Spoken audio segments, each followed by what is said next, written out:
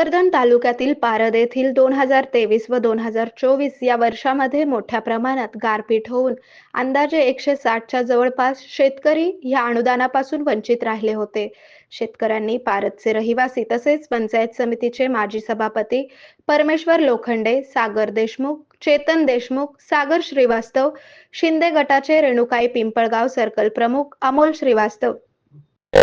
इत्यादींनी या वंचित शेतकऱ्यांची संपूर्ण कागदपत्रे गोळा करून तहसील कार्यालय भोकरदन येथे नायब तहसीलदार अविनाश पाटील व भोकरदन जाफराबाद तालुक्याचे भाजपचे आमदार संतोष रावसाहेब पाटील दानवे यांच्याकडे लेखी स्वरूपात तक्रार दिली होती. त्या अनुषंगाने भोकरदनला नव्याने बदलून आलेले कर्तव्यदक्ष तहसीलदार ज्ञानेश्वर काकडे यांनी मुंबई येथे वरील शेतकऱ्यांची संपूर्ण फाईल पाठवून व वेळोवेळी पाठपुरावा करून अखेर वरील वंचित शेतकऱ्यांना गारपिटीचे अनुदान त्यांच्या बँक खात्यात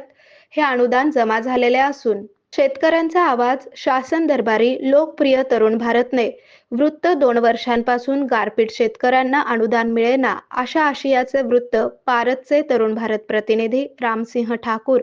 यांनी हे वृत्त तरुण भारतला पाठवताच ही बातमी प्रकाशित झाल्याने राज्य सरकारने या बातमीची तत्काळ दखल घेऊन शेतकऱ्यांना गारपिटीचे अनुदान त्यांच्या बँक खात्यात जमा केले.